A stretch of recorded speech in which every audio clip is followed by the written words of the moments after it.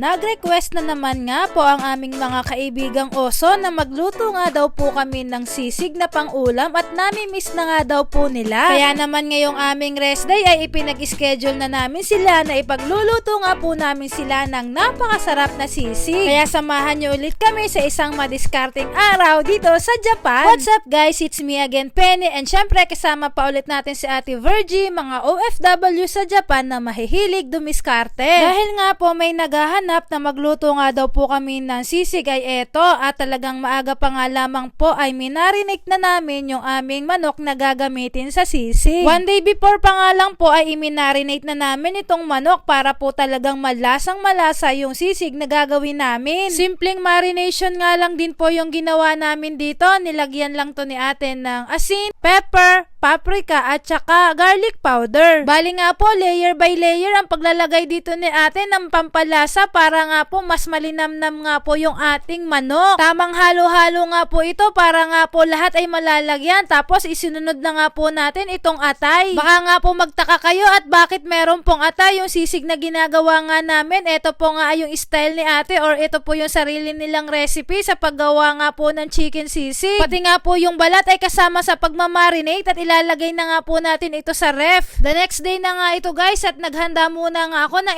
breakfast namin bago kami magsimulang magprito ng ating gagawing sisig. Ito nga ay unang araw ng aming rest day, pero medyo maaga pa rin nga po kaming nagising dito dahil nga medyo magiging busy ang buong araw namin dahil dito sa sisig. Masaya pa rin nga po kami dito ni ate kahit na rest day ay maaga pa rin po kaming gigising at saka maraming gagawin. Medyo nakakapagod nga lamang po dahil kumbaga dapat ipapahinga na namin ito, pero mas pinipili nga po namin na magluto para nga po doon sa mga nagre-request. Nai-enjoy po talaga namin yung mga ganitong pagluluto dahil hindi nga po namin iniisip yung mga bagay-bagay sa trabaho. Tsaka ang iniisip po namin dito ay magkakaroon po kami ng extra pera na pambili nga po ng aming pansariling pagkain dito sa Japan at makakatipid nga po kami. Kaya sinisipagan po namin dito sa Japan. Hindi na po kami ganoong kadalas magluto tulad dati. By request na nga lang po at tinitingnan nga po namin kung madami po talaga yung order para hindi naman po kami lugi sa pagod. At syempre same style pa rin po kami. Hati po kami ng gawain ni ate. Si ate po ang bahala sa pagpiprito ng mga manok dahil nga po may teknik dito. At ako naman po ang gagawa sa lahat ng mga gagayatin dahil nga po madali lamang din naman ito. Sobrang juicy po talaga nung piniprito ni ating chicken, kaya naman po ako'y na-excite na rin kumain itong sisig. Habang ginagayat ko nga po itong karne ay sabi ko kay ate parang gustong gusto ko nang kainin dahil talaga nga namang napaka-juicy at napakalambot. Bali para nga pong mahigit 1 kilong karning manok yung aking ginagayat, kaya nung natapos si ating magprito ay tinulungan niya nga rin po akong magayat ng mga sibuyas. Gagayatin ko na nga rin po yung mga green chili na nabili namin. Ilang araw din po kaming naghanap nitong green chili dahil ang mahal po ng ganitong green chili. Naghahanap po kami ng mura. Natapos na nga din pong prituhin ni ate itong mga balat ng chicken. Ito nga po ay ginagamit namin na pang toppings, kaya po napakasarap talaga. Bali natapos ko na nga rin po ang paggagayat ng ating mga sangkap at ito na nga po lahat ng gagamitin natin. Bali lulutuin pa nga po ito ni ate ng saglit dito sa butter para po mas malasa talaga yung ating sisig. Ito nga po isang teknik din ni ate kung bakit masarap po yung paggagawa niya ng sisig. Kasi po after naming magayat yung mga chicken ay igigisa pa niya ito dito sa butter. Lalagyan po niya ng sibuyas at bawang. Pero kung ayaw niyo pong igisa dito ay pwede naman po dahil yung mismong karning manok ay may lasa na nga po dahil marinated na nga ito. Tapos naalala nga po ni ate kulang po kami ng lemon, kaya lumabas pa po ako at bumili ako ng lemon. Pagdating ko nga po ay nai-prepare na rin ni ate yung sauce na gagamitin namin dito sa sisig at tapos na nga rin po siyang maggisa, kaya eto't lalagyan na nga po ng lemon yung ating special sauce. Ako naman po ay iniready ko na nga po yung mga lalagyan namin. Bale inilagay na nga po ni ate yung mga sibuyas na ginayat namin. Kasunod na nga po itong green chili, hindi po ito mahalang. May mga nag-request po sa amin na ayaw po nila ng mahalang, kaya mamaya pa nga po namin ito lalagyan na siling pula. Bali mix lang po ng maayos para mahalo nga po at ma-distribute yung sibuyas at saka yung green chili at malapit na nga po kaming matapos. Dito nga po ay ilalahok na ni ate yung kanyang special sauce. Special yan guys dahil yung mayonnaise na ginagamit namin ay yung mayonnaise natin sa Pilipinas. Medyo mahal kasi yun, kaya talagang special sauce ang tawag namin dyan. At syempre hahalu-haluin nga po ulit natin to para nga po lahat ng manok ay malagyan natin itong special sauce. After nga pong mahalo ay ready na nga po kami para magtakal at maglagay ng toppings.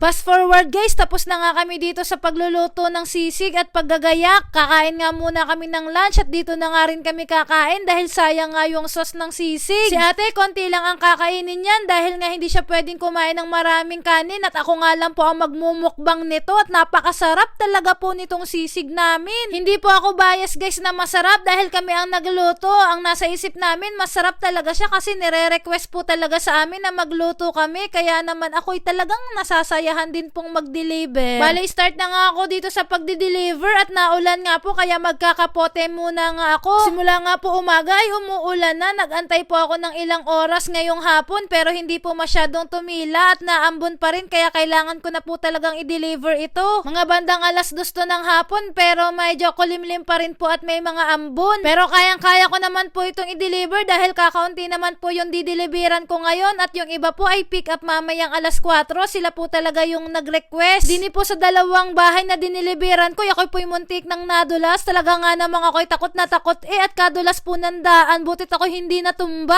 Andito na nga pala ako sa pinakamalayo kong laging pinagdideliveran kapag may order siya. Pero kahit malayo nga po ito, hindi ako mapapagod mag-deliver basta't nagugustuhan po nila yung aming niluluto at lagi po talaga silang nakasuporta sa amin. Bali natapos ko na nga po ang aking delivery at pagpatak nga po ng 4 ay nandito na yung ating mga kaibigang oso at kaibigang panda. Sila po talaga yung nag-request sa amin na magluto ng ulam kaya makikita nyo naman ang dami nilang binili. Kaya thank you so much po sa aming mga kaibigang panda. Sa susunod uli, sana'y magustuhan nyo.